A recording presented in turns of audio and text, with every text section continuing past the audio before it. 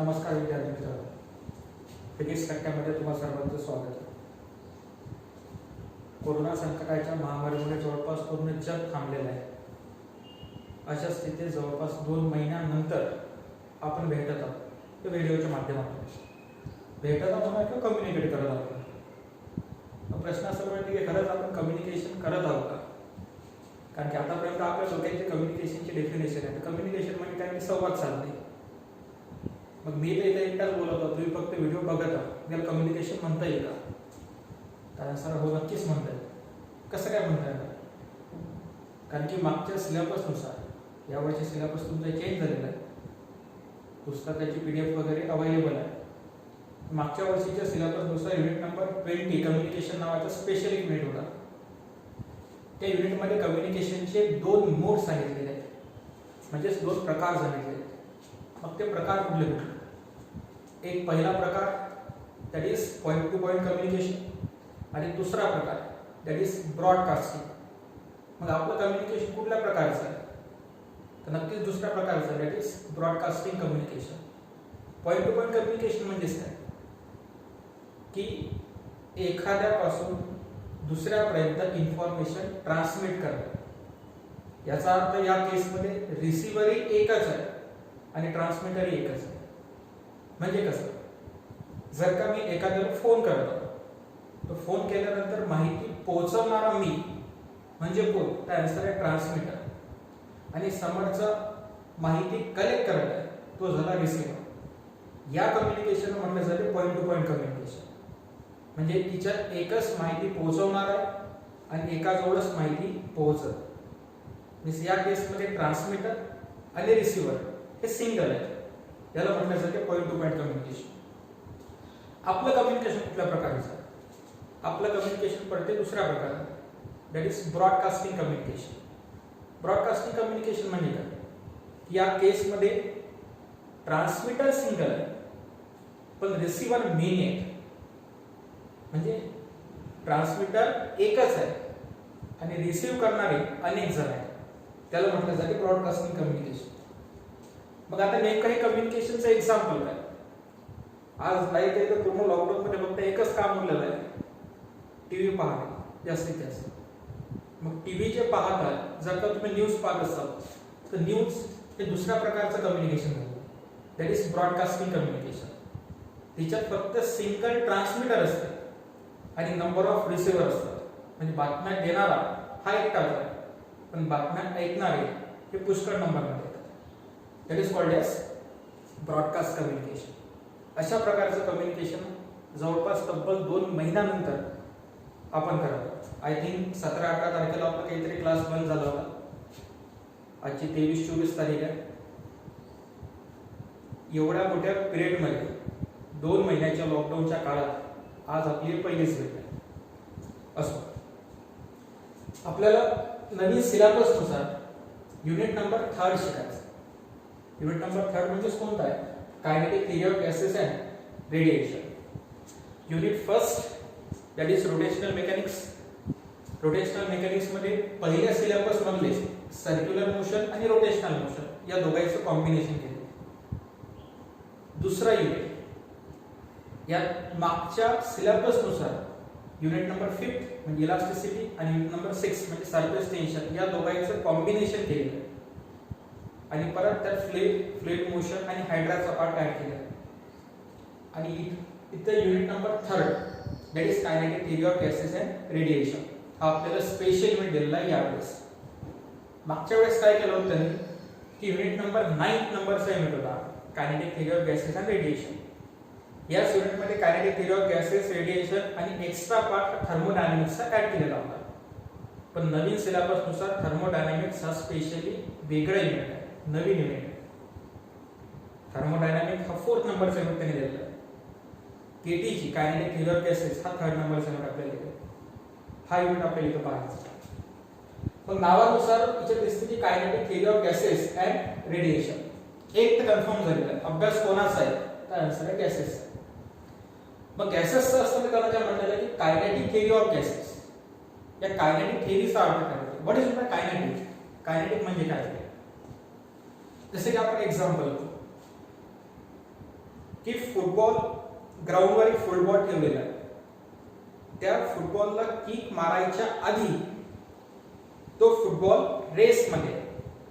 मग रेसमध्ये आहे तर त्याची कायनेटिक एनर्जी किती? आन्सर आहे 0. कायनेटिक एनर्जी 0 कशी काय? कारण कायनेटिक एनर्जीचा फॉर्म्युला काय आपल्याला? Kinetic energy equal to half of m v square. m stand for mass of the object आणि v stand for velocity of the object. आपण काय सांगितलं की एखादा फुटबॉल ग्राउंडवर रेस मध्ये ठेवलेला आहे, अजून त्याला किक मारलेली नाही. जोपर्यंत बॉल रेस मध्ये ठेवलेला आहे तोपर्यंत त्याची वेलोसिटी किती? आन्सर आहे 0, कारण की रेस मध्ये. मग वेलोसिटी जर का 0 असेल तर कायनेटिक एनर्जी किती राहील त्याची? 0. सेकंड एक्झाम्पल कन्सिडर करतो की एखाद्या गुल्लेरमध्ये एक दगड धरलेला आहे आणि गुल्लेर ताणलेली आहे. अजूनपर्यंत गुल्लेर मधून गोटा सोडलेला नाही. याचा अर्थ या केसमध्ये त्या दगडाची कायनेटिक एनर्जी किती? परत आन्सर 0. का बरं 0? जोपर्यंत मी तो दगड सोडत नाही तोपर्यंत तो रेसमध्ये आहे. मग जर का तुमचा गोटा किंवा तो दगड रेसमध्ये आहे याचा अर्थ वेलोसिटी किती? परत वेलोसिटी 0. वेलोसिटी 0 म्हणजे कायनेटिक एनर्जी 0. पण या युनिटमध्ये काय शिकायचं आपल्याला? तर कायनेटिक थेअरी कोणाची? गॅसेसची. मग कायनेटिक हा शब्द नक्कीच कशासाठी येत असायला पाहिजे? ऑब्जेक्ट रेस मध्ये असताना की ऑब्जेक्ट मोशन मध्ये असताना? ऑब्जेक्ट मोशन मध्ये असताना. जर का ऑब्जेक्ट रेस मध्ये असला, ऑब्जेक्ट रेस मध्ये म्हणजे वेलोसिटी 0, वेलोसिटी 0 म्हणजे कायनेटिक एनर्जी 0. Kinetic energy 0. जर का कायनेटिक एनर्जी 0 असेल तर हा शब्द इथं आला नसता. अच्छा, म्हणजे नेमका आता कायनेटिक थेअरी शिकायची आहे. कायनेटिक थेअरी म्हणजेच काय? की जो ऑब्जेक्ट मोशन मध्ये. पण हे कायनेटिक थेअरी कोणाची शिकायची? आन्सर आहे गॅसेसची शिकायची. कायनेटिक थेअरी कोणाची शिकायची आहे? गॅसेसची शिकायची. मग गॅसेस म्हणजे काय? जसं स्टेट ऑफ मॅटरचे आपण 3 प्रकार पाहतो. 3 कुठले कुठले? एक जवळ सॉलिड, लिक्विड आणि गॅसेस. आपल्या स्टेजवर म्हणजे 12th पर्यंत हे 3 स्टेज आपल्याला दिलेले आहेत स्टेट ऑफ मॅटर. प्लाझ्मा वगैरेचा अभ्यास आपल्याला नाही. आपल्याला फक्त सॉलिड, लिक्विड आणि गॅसेस याचाच अभ्यास झाला. मग सॉलिड, लिक्विड आणि गॅसेसचा अभ्यास करत असताना नेमका याच्या अरेंजमेंट मध्ये काय फरक आहे? गॅसेसचा अभ्यास कशाच्या भरोशावर करायचा आहे? गॅसेसला सॉलिड आणि लिक्विड पासून कोण वेगळेपण देते हे सगळे इथे शिकायचं. दॅट इज म्हणणार कायनेटिक थेअरी ऑफ गॅसेस. आणि राहिला प्रश्न रेडिएशनचा. तर रेडिएशन जेव्हा ब्लॅक बॉडीज होतो तेव्हा रेडिएशनचा पूर्ण कन्सेप्ट तुम्हाला क्लिअर करेल. जर का सॉलिड, लिक्विड आणि गॅस याच्याबद्दल बोलायचं असेल तर आपण इथं तक्ते तयार करू. पहिला कन्सिडर करतो सॉलिड, नंतर येत आहे लिक्विड आणि तिसरा कन्सिडर करतो गॅसेस. आता नक्कीच प्रश्न असा पडतो की शेप, साईज आणि व्हॉल्यूम बद्दल. शेप कोणाचा? या तिघांचा. साईज कोणाची? या तिघांची. व्हॉल्यूम कोणाचा? या तिघांचा. मग शेप, साईज आणि व्हॉल्यूम या तिघांमध्ये प्रेझेंट असते का ते आपल्याला पाहायचं. म्हणजेच काय की कन्सिडर करतो इथे एक टेबल आकायचा प्रयत्न करू आपण. काय झाले? क्वांटिटी,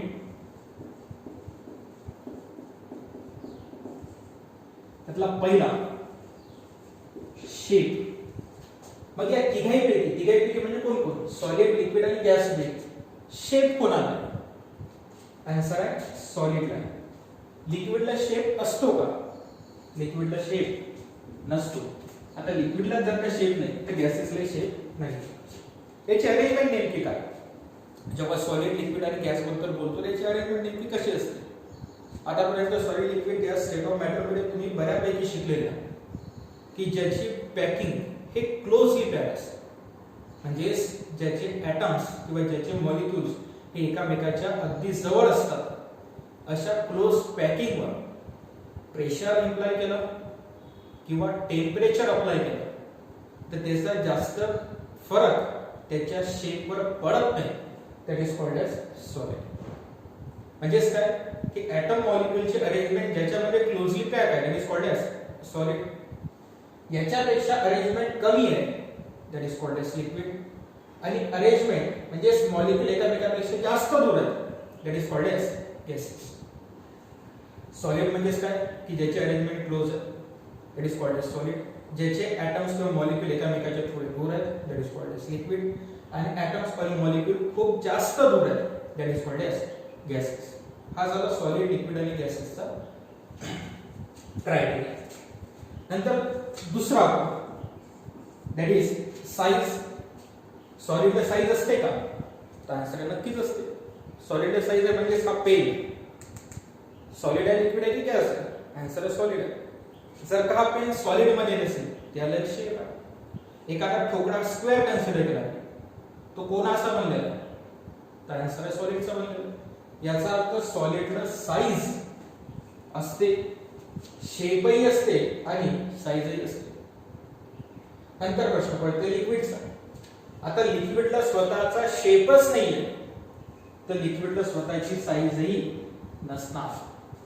लिक्विडला स्वतःची साइज नाहीये तर गॅसेसचा प्रश्न उद्भवतो, कारण की गॅसेसचे मॉलिक्यूल आणखी याच्यापेक्षा जास्त दूर होतात. याचा अर्थ शेप आणि साइज या दोन्ही गोष्टी कोणाला आहेत? सॉलिडला. पण कोणाला नाहीये? लिक्विडला आणि गॅसला. तिसरा आणि महत्त्वाचा ज्याचा आपल्याला खूप जास्त इथं काम पडणार दॅट इज व्हॉल्यूम. नक्कीच सॉलिडला व्हॉल्यूम आहे. लिक्विडला व्हॉल्यूम असते का? आन्सर आहे. गॅसला व्हॉल्यूम असते का? आन्सर आहे नाही. गॅसला व्हॉल्यूम नसते. का बरं व्हॉल्यूम नाही? कारण की गॅसचे मॉलिक्यूल एकामेकाच्या मॉलिक्यूलपेक्षा खूप जास्त अंतरावर. जवळपास त्याचं अंतर किती असायला पाहिजे? 10⁻⁹ मीटर च्या रेंजमध्ये त्याचं अंतर असते. म्हणजे इंटर ॲटॉमिक स्पेसिंग कोणाकोणामधली? तर गॅसेस मध्ये. हे सगळे इथे डिफाइन केलं जातं. लिक्विडला व्हॉल्यूम असते.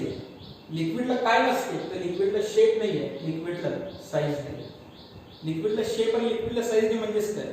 एक मोठे एक वाक्य आहे हिंदी मधलं की पानी तेरा कलर कैसा, पानी रे पानी तेरा कलर कैसा, जिसमें मिल जाए उसके जैसा. तसं कैसं पाण्याचं.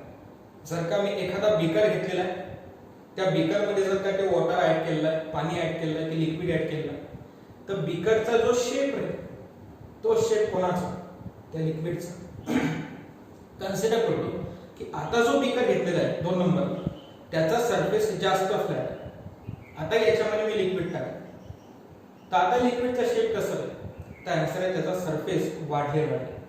याचा अर्थ लिक्विडने स्वतःचा शेप चेंज केला कोणानुसार? दिलेल्या इन्स्ट्रुमेंटनुसार. म्हणजे लिक्विडला स्वतःचा शेप आणि साइज नसते, पण लिक्विडला स्वतःचा व्हॉल्यूम असते. गॅसच्या बाबतीत बोलायचं झालं तर गॅसला स्वतःचं म्हणण्यासारखं असं काहीच नाही. नंतर प्रश्न पडतो की inter atomic spacing. Inter atomic spacing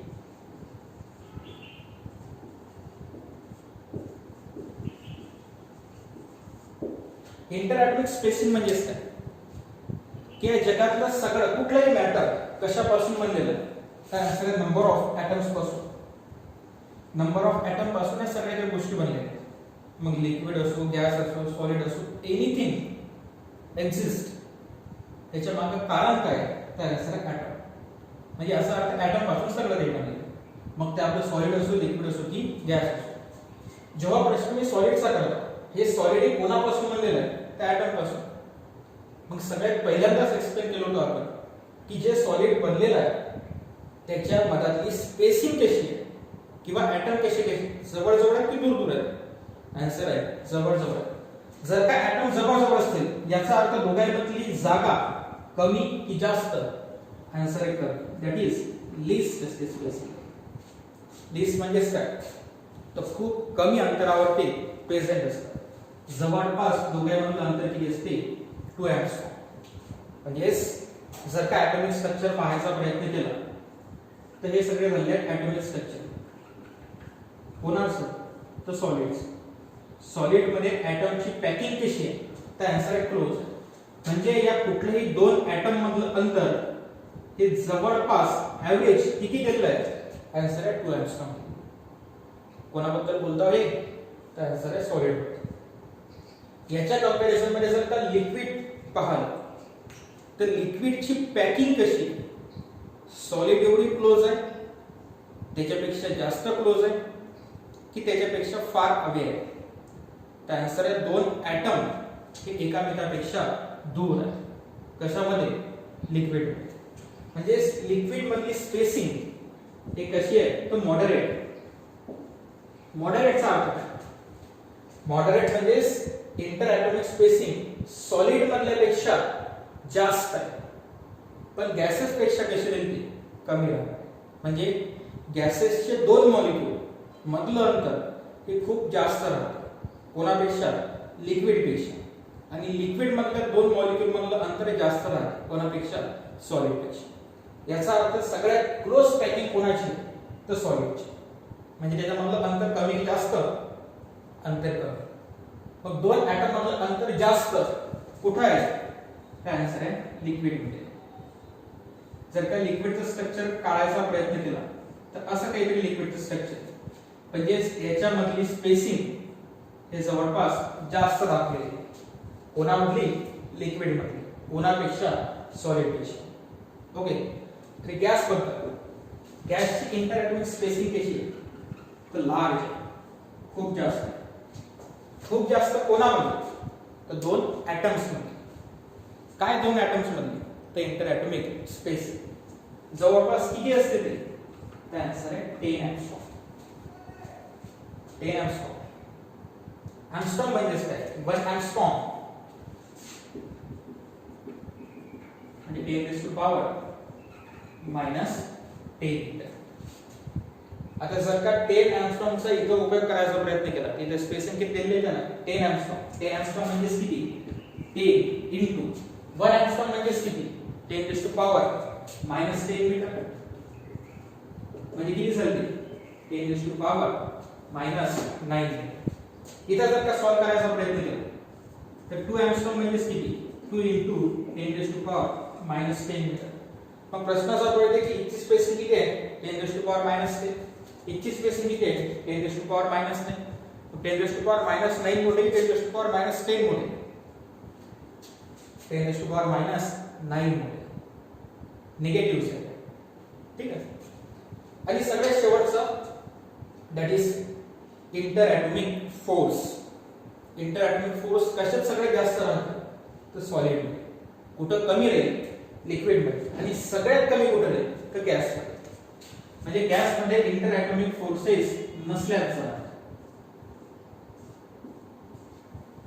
inter atomic forces जेवढे कमी तेवढं 2 ॲटम मधलं अट्रॅक्शन कमी. याचा अर्थ पहिला ॲटम हा दुसऱ्या ॲटमला होल्ड करून ठेवू शकत नाही किंवा तेवढ्या प्रमाणात फोर्स लावू शकत नाही. या सगळे सॉलिड, लिक्विड, सॉलिडचा अभ्यास इलास्टिसिटी मध्ये, रोटेशनल डायनामिक्स मध्ये, लिक्विडचा अभ्यास सरफेस टेन्शन मध्ये आहे. आणि या युनिट मध्ये कायनेटिक थिअरी ऑफ गॅसेस मध्ये स्पेशली आपल्याला गॅसचा अभ्यास करायचा. मग त्याच गॅसला स्वतःचा शेप नाहीये, त्याच गॅसला स्वतःची साईज नाहीये, त्याच गॅसला स्वतःचा व्हॉल्यूम नाहीये, त्याच गॅसमध्ये इंटर ॲटॉमिक स्पेसिंग सगळ्यात जास्त आहे आणि त्याच गॅसमध्ये इंटर ॲटॉमिक फोर्सेस सगळ्यात कमी. इंटर ॲटॉमिक फोर्सेस सगळ्यात जास्त कुठे राहतील? सॉलिड मध्ये. सॉलिड पेक्षा लिक्विड मध्ये कमी आणि त्याच्यापेक्षा कमी कुठं? Gas. Inter atomic forces liquid मध्ये सॉलिड पेक्षा कमी असण्याच्या लिक्विड फ्लो करू शकते. जर का पेन घेतला आणि खाली टाकून दिला, पेन वाहत जाते का? नाही जात. का बरं? कारण की त्याला स्वतःची साईज आणि स्वतःचं स्ट्रक्चर आहे. पण याच्यातच जर का मी पाणी घेतलं आणि ते खाली होते तर नक्कीच ते वाहत जाते. आता ते वाहत जाते कशाच्या? त्याच्या आतमधले इंटर ॲटॉमिक फोर्सेस हे सॉलिडच्या कंपॅरिझन मध्ये कमी आहेत. कोणामध्ये?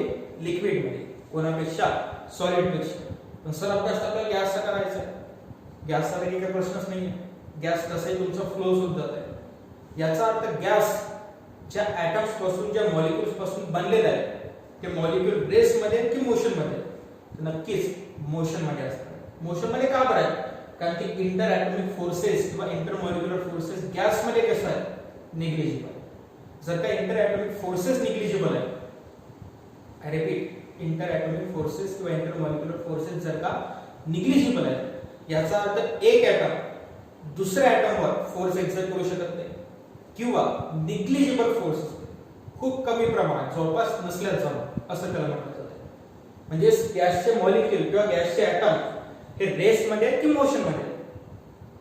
आन्सर आहे मोशन मध्ये. मोशन मध्ये आहे म्हणजे कोणती थिअरी येते तर कायनेटिक, आणि याचाच आपल्याला सगळा अभ्यास करायचा. That is kinetic theory of gases. मग आता या गॅसेसला आणखी वेगळेपण कोण देते? सॉलिड पेक्षा, लिक्विड पेक्षा त्याला वेगळं काय, वेगळं कोण करते ते आपल्याला इथं पाहायचं. गॅस कशाच्या भरोशावर एक्सप्लेन केलं जातं ते इथं आपल्याला शिकायचं.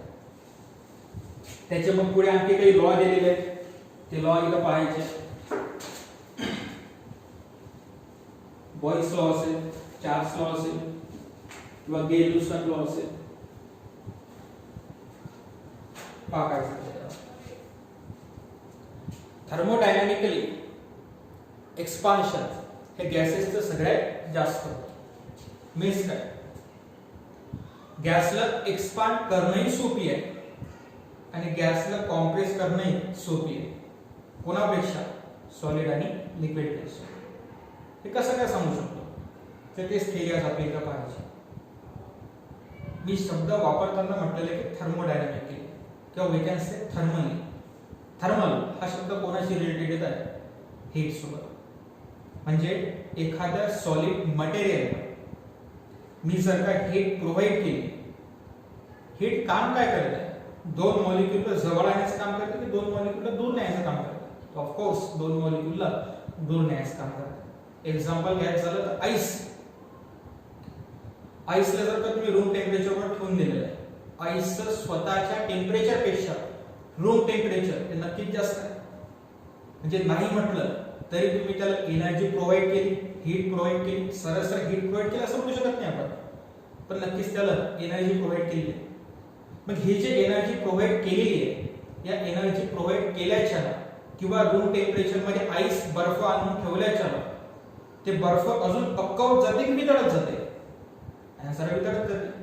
म्हणजे कोण्या स्टेटमधून कोण्या स्टेटमध्ये तो कन्वर्ट होतो? सॉलिड मधून गॅस मध्ये कन्वर्ट होतो, सॉलिड मधून गॅस मध्ये कन्वर्ट होतो. गॅसची इंटर ॲटॉमिक स्पेसिंग सॉलिड पेक्षा कमी की जास्त? I said inter atomic spacing.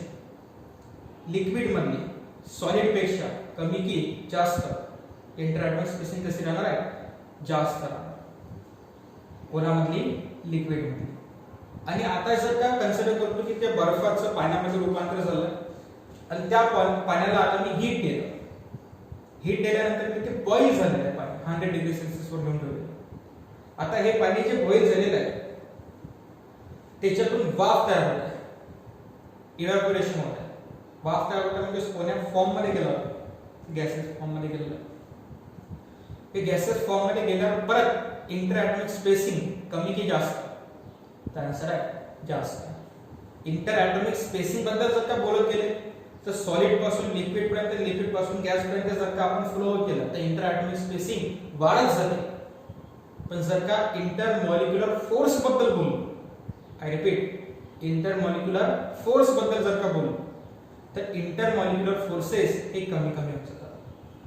परत इकडे इंटर ॲटॉमिक स्पेसिंग वाढत जाते.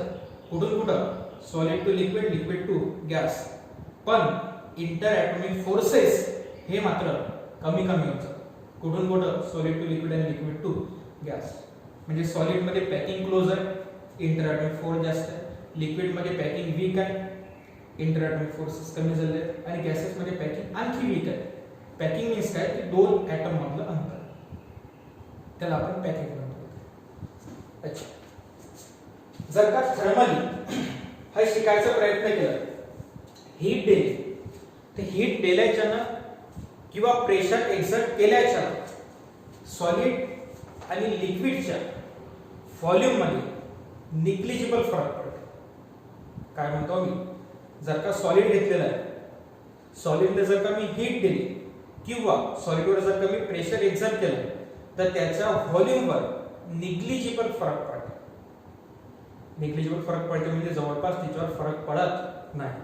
त्याच्यावर म्हणजे कोणावर? त्या सॉलिडच्या शेपवर आणि त्या सॉलिडच्या साईजवर. पण असं मात्र गॅसमध्ये होत नाही. गॅसला जर का तुम्ही थोडी जरी हीट दिली तरी त्याचा व्हॉल्यूम खूप जास्त प्रमाणात मोठा होतो. व्हॉल्यूम मोठा होता म्हणजे एक्सपांड होता. आणि तुम्ही गॅसवर प्रेशर जर का थोडं जरी अप्लाय केलं तरी त्याचा व्हॉल्यूम कमी होतो म्हणजे तो कॉम्प्रेस होतो. म्हणजे याचा अर्थ टेम्परेचरचा आणि प्रेशरचा इफेक्ट गॅसवर सगळ्यात जास्त होतो. आय रिपीट, कोणाकोणाचा फरक पडतोय? टेम्परेचरचा आणि प्रेशरचा. कोणावर? गॅसवर जास्त इफेक्ट पडतोय. कोणापेक्षा? सॉलिड आणि लिक्विडपेक्षा. आणि हेच याचं वेगळेपण आहे गॅसचं. गॅसला हेच क्वांटिटी या दोघांपासून वेगळं करते. कोणाबद्दल बोललो आपण? काय काय अप्लाय केलं त्याच्यावर? टेम्परेचर वाढवलं, प्रेशर कमी जास्त केलं, टेम्परेचर कमी जास्त केलेलं, प्रेशर कमी जास्त केलेलं आणि व्हॉल्यूम मध्ये होणारा चेंज आपण पाहतो. या तीन गोष्टीचा इफेक्ट कोणावर जास्त होत आहे? गॅसवर. कोणापेक्षा? सॉलिड आणि लिक्विडपेक्षा. आणि याच तीन गोष्टीचा उपयोग करून तीन महत्त्वाचे लॉ कायनेटिक थिअरी ऑफ गॅसमध्ये आपल्याला शिकायचे. या युनिटमध्ये ऍक्च्युअली आपल्याला फक्त त्याचा इंट्रोडक्शनच दिलेलं आहे. इंट्रोडक्टरी पार्ट म्हणजे जेव्हा युनिट सुरू होत आहे त्या युनिटमध्ये फक्त गॅसचे ते तीन लॉचे नावं दिलेले आहेत. त्याच्याविषयी कुठल्याही प्रकारचं एक्सप्लेनेशन केलेलं नाही.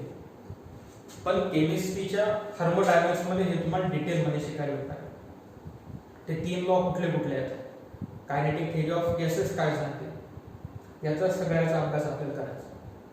त्या तीन लॉच्या भरोशावर किती प्रमाणात प्रेशर एक्झर्ट होत आहे, किती प्रेशर कमी, प्रेशर वाढवलं तर काय होत आहे, प्रेशर कमी केलं तर काय होत आहे, टेम्परेचर वाढवलं तर काय होत आहे, टेम्परेचर कमी केलं तर काय होत आहे, त्या सगळ्या गोष्टी इथं पाहायच्या. त्यातला पहिला लॉ काय सांगते? First law, that is Boyle's law.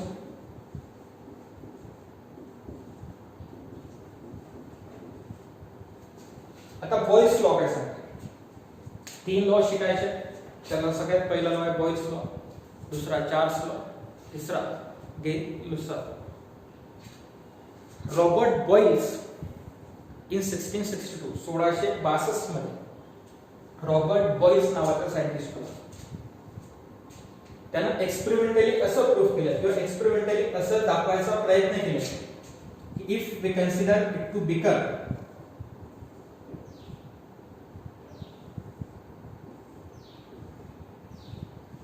या बीकरच्या आतमध्ये गॅस भरलेला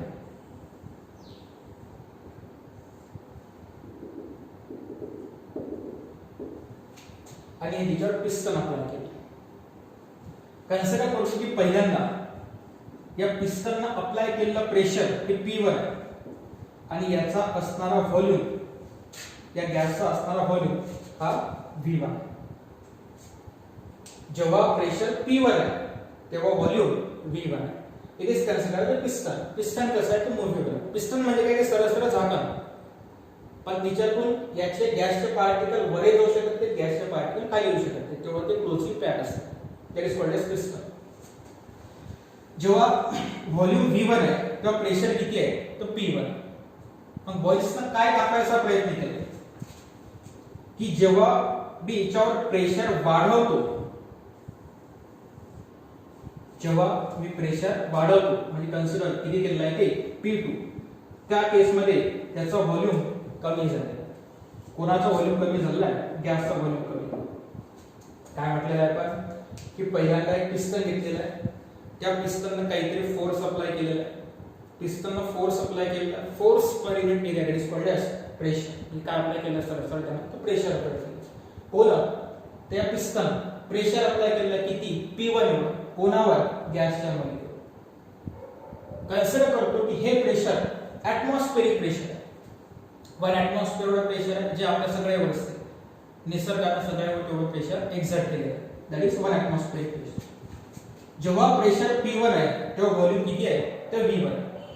जसं जसं मी प्रेशर वाढवत जाईल तसा तसा पिस्टन खाली खाली जाते परत इकडे.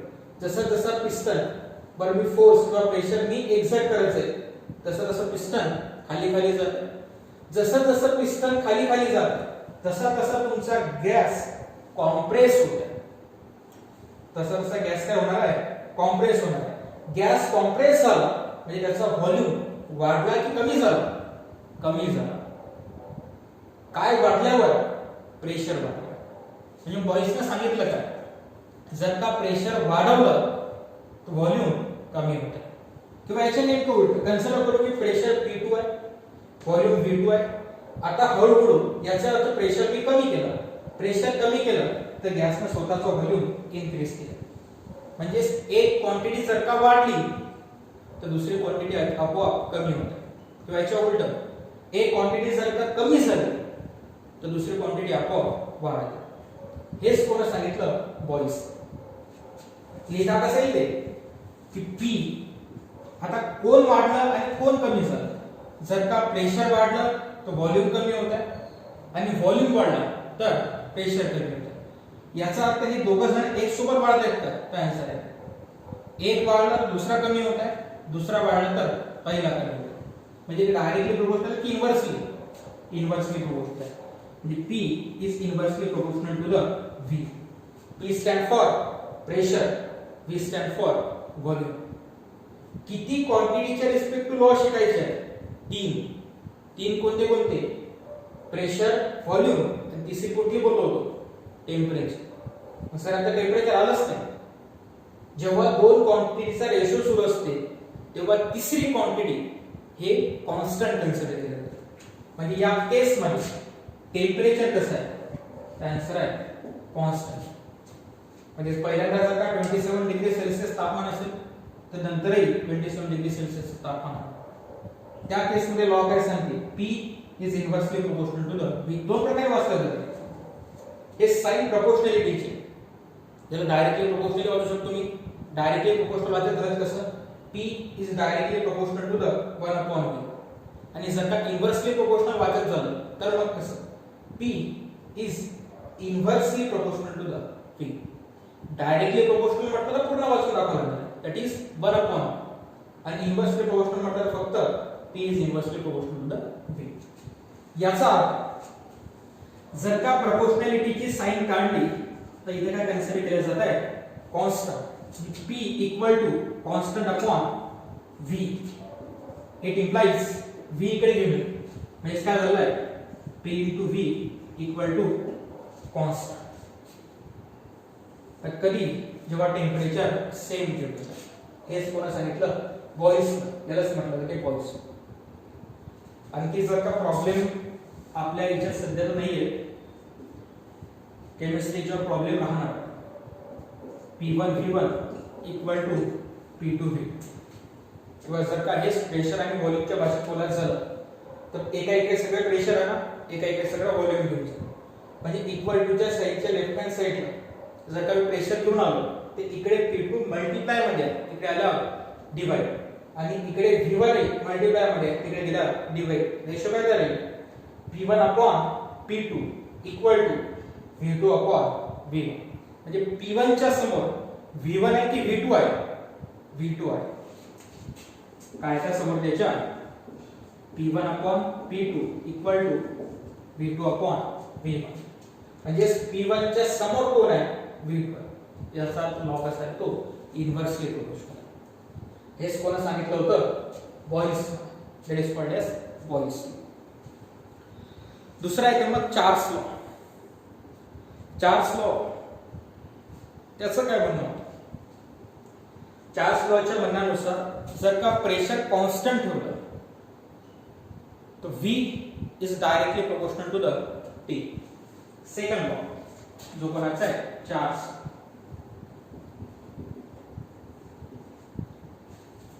काय कॉन्स्टंट ठेवलेला म्हणजे if P equal to constant that then in this case आता तीन क्वांटिटी पैकी एक कॉन्स्टंट ठेवलेली आहे. कुठली? तर प्रेशर. आता नक्कीच कुठल्या क्वांटिटी बद्दल बोलल्या जाणार आहे? व्हॉल्यूम आणि टेम्परेचर. यातलं व्हॉल्यूम आणि टेम्परेचर हे एकामेकाला डायरेक्टली बोलतात. कसं?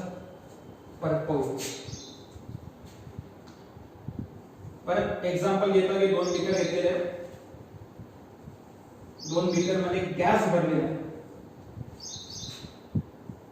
एका बीकर मध्ये गॅस भरलेला आहे. हा पिस्टन, याच्या आतमध्ये गॅस. परत हाय पिस्टन, याच्या आतमध्ये गॅस आहे.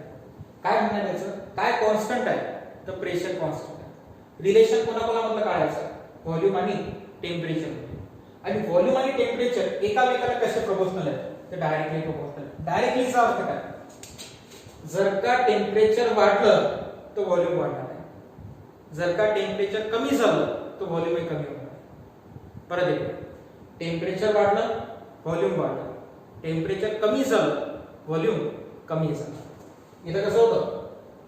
प्रेशर वाढलं, व्हॉल्यूम कमी झालं. व्हॉल्यूम वाढला, प्रेशर कमी झालं. या केस मध्ये एकामेकाला ते इन्व्हर्सली प्रोपोर्शनल होते. त्या केस मध्ये एकामेकाला डायरेक्टली प्रोपोर्शनल आहे. एक्झाम्पल, कोण वाढलं म्हणजे कोण वाढत आहे? टेम्परेचर वाढलं म्हणजे व्हॉल्यूम वाढलं. कन्सिडर करतो की आता यात एक्झॅक्ट केलेलं प्रेशर पिस्टन वरचं 1 ऍटमॉस्फिअर आहे, जे कॉन्स्टंट आहे. मग आता कोणाकोणाबद्दल शिकायचं आहे? प्रेशर, व्हॉल्यूम आणि टेम्परेचर बद्दल. काय दिलेलं आहे तुम्ही इथं? हीट सप्लाय केली आहे. हीट सप्लाय केल्यामुळे या गॅसचं टेम्परेचर वाढलेलं आहे. नक्कीच टेम्परेचर वाढल्याच्या हे गॅसचे मॉलिक्यूल या पिस्टनवर फोर्स एक्झर्ट करतील आणि या पिस्टनला वर ढकलतील. कशाच्याला झालेलं आहे? ते हीट सप्लाय झाली. हीट सप्लाय केली म्हणजे टेम्परेचर वाढलं.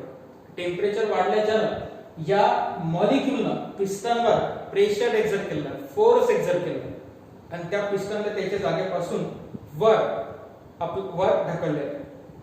या केस मध्ये त्याचं व्हॉल्यूम वाढला की कमी होणार? आन्सर आहे नक्कीच वाढणार. म्हणजे काय सांगतो? जेव्हा व्हॉल्यूम V1 आहे तेव्हा टेम्परेचर T1 आहे. जेव्हा व्हॉल्यूम V1 आहे तेव्हा टेम्परेचर T1 आहे आणि जेव्हा व्हॉल्यूम V2 आहे तेव्हा टेम्परेचर T2. म्हणजे जसे मी इथे टेम्परेचर प्रोव्हाइड करणार आहे, जसं इथचं टेम्परेचर वाढणार आहे तसं व्हॉल्यूमही वाढणार. हा स्लो कोणा सांगितला होता? चार्ल्स. कधी? 1787 मध्ये. इयर वगैरे एवढे काही कामाचे नाही आहेत आपले.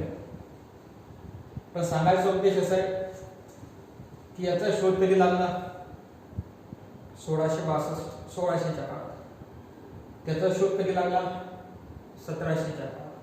तिसरा जो लॉ आहे तुमचा गेल-लुसाक लॉ, त्याचा शोध कधी लागला? तर 20th सेंचुरीच्या अर्लियर म्हटलं जातं किंवा सरळ 19th सेंचुरीच्या अर्लियर म्हटलं जातं. 1800 ते 1900च्या मधात शोध लागलेला आहे. पहिला 1600 मध्ये, दुसरा 1700 मध्ये, तिसरा 1800 मध्ये शोध लागणं सुरू झाले होते दुसऱ्या कंट्रीमध्ये. आपल्या इकडे तसं काही होतं. आपल्या इकडे तेव्हा फक्त युद्धच खेळलं जात होतं. असो, तो आपला टॉपिक. पुढचा आणि तिसरा दॅट इज गेल-लुसाक.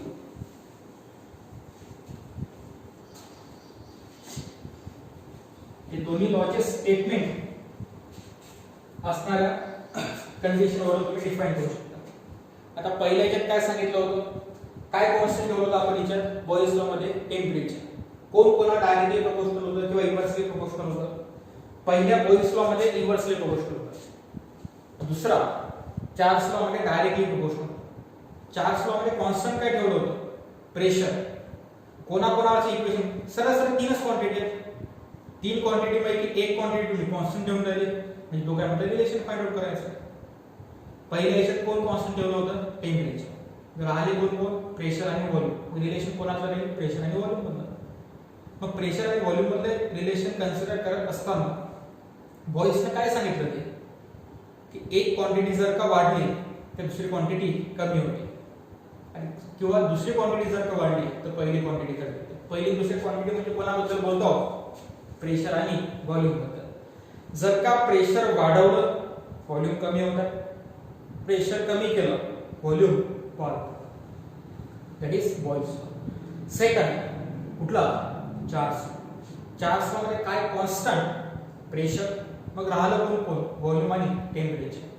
मग या केस मध्ये डायरेक्टली प्रोपोर्शनल आहे की इन्व्हर्सली? आन्सर आहे डायरेक्टली. कोण डायरेक्टली प्रोपोर्शनल आहे? Volume is directly proportional to the temperature. म्हणजे काय वाढलं म्हणजे काय वाढते? टेम्परेचर वाढवलं म्हणजे व्हॉल्यूम वाढतं. तो कुठला लॉ आहे? 400. आणि तिसरा दॅट इज गेलुसा.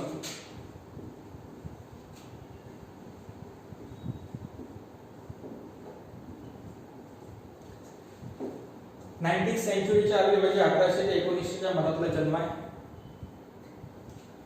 लुसाकचा. त्याचं काय म्हणणं होतं की प्रेशर आणि टेम्परेचर एकामेकाला डायरेक्टली प्रोपोर्शनल. प्रेशर आणि टेम्परेचर एकामेकाला डायरेक्टली प्रोपोर्शनल आहे. आता दोन क्वांटिटी एकामेकाला डायरेक्टली प्रोपोर्शनल आहेत. गॅसचा सगळा खेळ किती क्वांटिटीवर डिपेंड करते? 3 क्वांटिटी. 3 कुठल्या कुठल्या? प्रेशर, व्हॉल्यूम आणि टेम्परेचर. त्यातल्या इथं कुठल्या कुठल्या क्वांटिटी घेतलेल्या आहेत? प्रेशर आणि टेम्परेचर. म्हणजे राहिलो कोण? व्हॉल्यूम. मग व्हॉल्यूम कसा असणार? आन्सर आहे कॉन्स्टंट असणार. व्हॉल्यूम कसा असणार आहे? तर कॉन्स्टंट असणार. मी काय सांगितलं? जर का प्रेशर वाढलं तर टेम्परेचर वाढणार आहे. प्रेशर कमी झालं तर टेम्परेचर कमी होणार. याच्या नेक्स्ट युनिट मध्ये थर्मोडायनामिक्स मध्ये एक्झाम्पल दिले की थर्मोडायनामिक्सचा जो first law delta Q equal to delta U plus delta W.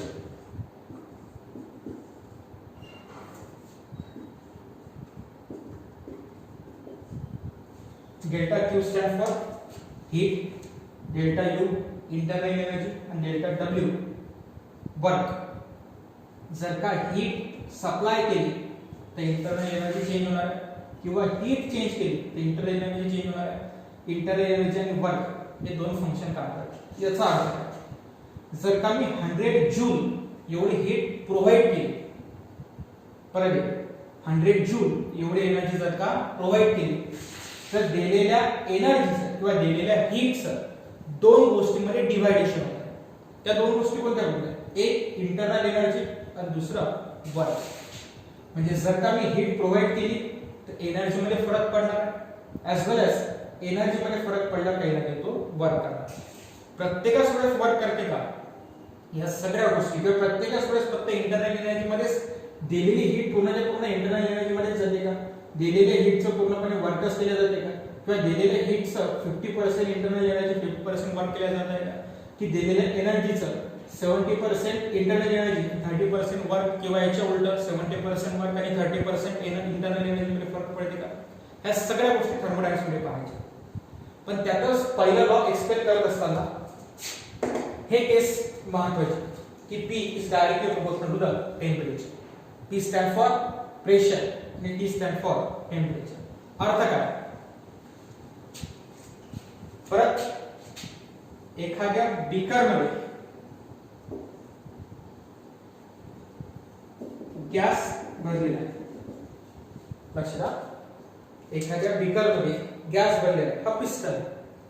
आता वरून जर का मी सडनली पिस्टन मूव्ह केलं, आय रिपीट, वरून जर का सडनली किंवा क्विकली ते पिस्टन जर का मूव्ह केला खालच्या साईडला, म्हणजे या पिस्टननं गॅसवर प्रेशर एक्झर्ट केलं. परत या पिस्टननं गॅसवर प्रेशर एक्झर्ट केलं आणि या एक्झर्ट झालेल्या प्रेशरमुळे याचं टेम्परेचर हे वाढलं. एक्सपेरिमेंट आहे तो थर्मोडायनामिक्स मध्ये प्रूव्ह केला जातो. आणि हेच गेलुसाकचं म्हणणं होतं. जर का प्रेशर वाढवलं तर टेम्परेचर वाढतं, प्रेशर कमी केलं तर टेम्परेचर कमी होतं. हे त्याचं एक्झाम्पल आहे. जर का क्विकली पिस्टन जर का खाली दाबलं, पहिल्याच्या प्रोसेस मध्ये कसं होतं किंवा बॉइल्स लॉ मध्ये आपण काय म्हणतो की एक बीकर मध्ये पिस्टन घेतलेलं आहे, त्याच्या आतमध्ये गॅसचे मॉलिक्यूल आहे. मी जर का हळूहळू प्रेशर वाढत गेलं त्याचं व्हॉल्यूम काय होत आहे? कमी कमी होत आहे. म्हणजे प्रेशर वाढवलं तिथं व्हॉल्यूम काय होत आहे? कमी होत आहे. पण ते प्रोसेस स्लो होती. हे प्रोसेस कशी राहणार आहे? फास्ट. जेव्हा प्रोसेस फास्ट होत आहे त्या केसमध्ये जर का मी सडनली पिस्टन मूव्ह केलं तर एकाएकी काय वाढलेलं आहे? प्रेशर. आणि प्रेशर वाढल्याच्या काय वाढते? टेम्परेचर. हेच कोणाचं म्हणणं होतं? गेल-लुस्साचं. हेच 3 लॉ ऍक्च्युअली आपल्याला इथे डिफाइन केले. सगळ्यात पहिला लॉ जो कुठला होता? Boyle's law. दुसरा चार्ल्स लॉ. तिसरा गेल-लुस्सा लॉ. बॉयल्स लॉ मध्ये काय सांगते तू? काय कोण कोणावर प्रोपोर्शनल होतं? P is inversely proportional to the V. दोन क्वांटिटी झाल्या याचा अर्थ कॉन्स्टंट कोण असेल? टेम्परेचर. दुसरा that is Charles law. Charles law मध्ये काय सांगत आहे? काय कॉन्स्टंट ठेवलं चार्ल्स लॉ मध्ये? प्रेशर. प्रेशर कॉन्स्टंट ठेवलं, क्वांटिटी कोणत्या होत्या? व्हॉल्यूम आणि टेम्परेचरच्या. काय म्हणणार त्याला? टेम्परेचर वाढलं तर व्हॉल्यूम वाढत आहे, टेम्परेचर कमी झालं तर व्हॉल्यूम कमी होत आहे. आणि तिसरा गेल-लुस्सा लॉ. याचं काय म्हणणं आहे? कोण कॉन्स्टंट ठेवलेलं आहे? तो व्हॉल्यूम कॉन्स्टंट ठेवलेला आहे. व्हॉल्यूम कॉन्स्टंट ठेवलेला असताना आता क्वांटिटी कोणत्या राहिल्या? एक प्रेशर आणि दुसरा टेम्परेचर, जे कशा एकामेकाला डायरेक्टली प्रोपोर्शनल आहेत. हे 3 बेसिक लॉ आपल्या बुक मध्ये फक्त नावं दिलेली आहेत नवीन सिलेबस नुसार. बॉयल्स लॉ म्हणजे काय, चार्ल्स लॉ म्हणजे काय, गेल-लुस्सा लॉ म्हणजे काय, आणि हे रिलेशन ऍक्च्युअली त्याच्या मागचं नेमकं कारण काय त्या लॉ मध्ये पूर्णपणे एक्सप्लेन केले. आजसाठी ही लॉ आणि गॅसचं इंट्रोडक्शन इथंच थांबतो. पुढच्या लेक्चरमध्ये आता जवळपास आपली भेट रोजच होत राहणार या लेक्चरच्या माध्यमातून, ब्रॉडकास्ट कम्युनिकेशनच्या माध्यमातून. पॉइंट टू पॉइंट कम्युनिकेशन ज्यावेळेस लाईव्ह क्लासेस घेतले जाते तेव्हा ते पॉसिबल होईल, पण सध्या तरी इतकंच ठीक आहे. बाकीचा पोर्शन पुढच्या लेक्चरमध्ये. थँक्यू.